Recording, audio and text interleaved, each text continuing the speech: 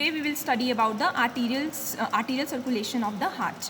So in case of heart, we have two main arteries, right coronary artery and the left coronary artery. So in case of right coronary artery, it takes origin from the anterior aortic sinus. So हमारी यहाँ से aorta है, we have three sinuses in it, and it takes origin from anterior aortic sinus, and then it comes out between the pulmonary trunk and the right auricle.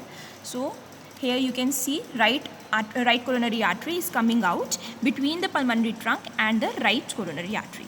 So this sulcus जिसमें ये आ रही है, this sulcus is called as right anterior coronary sulcus, क्योंकि एक तो right side है, anterior surface पे है हमारे, और हमारा इस पूरे सल्कस को कोरोनरी सल्कस बोलते हैं. So right anterior coronary sulcus. So this is your right coronary artery. अब राइट कोरोनरी आर्टरी हमारी इस सल्कस में आ रही है और जंक्शन है हमारा, this is your inferior border and right border. इनके जंक्शन पे ये जो राइट कोरोनरी आर्टरी है, एक तो इसने एक artery they the, that is the small marginal branch. ये हमारी कहाँ गई? इंफीरियर बॉर्डर के साथ साथ एपेक्स तक चली गई.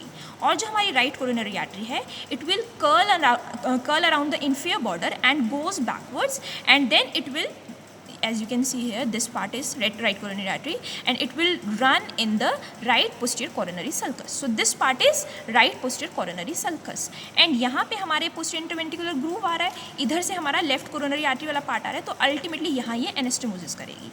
तो ये किसके साथ anastomosis कर रही है? left coronary artery की branch के साथ यहाँ anastomosis करके it will end here. ठीक है. So this is your right coronary artery. अब right coronary artery की अगर branches की बात करें, so one branch we have already done, that is the marginal artery or right marginal artery. Other branches are right conus artery. So what we have, this area is conus of the pulmonary trunk. So right coronary artery gives a branch which curls around the conus of the pulmonary trunk, and it anastomoses with the corresponding branch of the left coronary artery. तो वो दोनों arteries ऐसे यहाँ पे आते हैं, curl करते हैं, एक सर्कल बनाते हैं. ठीक है. और उस सर्कल को हम बोलते हैं एनुलस ऑफ व्यूसेंस. ठीक है. उस सर्कल को बोलते हैं एनुलस ऑफ व्यूसेंस. तो वो कैसे बन रही है? एक राइट कोरोनरी आर्टरी ने ब्रांच दी, एक लेफ्ट कोरोनरी आर्टरी ने ब्रांच दी. तो ये हो गई हमारी right conus artery. Then other branches are atrial artery. So this is your atrium. So right coronary artery हमारी एट्रिया को भी ब्रांचेस देगी, तो उसको बोलते हैं एट्रियल ब्रांचेस.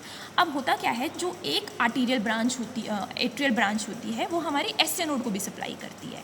ठीक है. तो 60% केसेस में जो हमारा एसए नोड है, उसको हमारी राइट कोरोनरी आर्टरी की ब्रांच सप्लाई करती है, और 40% के केसेस में वो वाली ब्रांच हमारी लेफ्ट कोरोनरी आर्टरी से आ रही होती है. ठीक है. तो वो हो गई हमारी नोडल ब्रांच. और जो हमारा मेजर कंडक्टिंग सिस्टम है, वो everything is supplied by the right coronary artery except the left bundle branch. ठीक है. देन हमारी other branches are ventricular branches. अब ये हमारा वेंट्रिकल है, तो इसको हमारी कौन सप्लाई करेगी? वेंट्रिकुलर आर्टरीज सप्लाई करेंगी. ठीक है.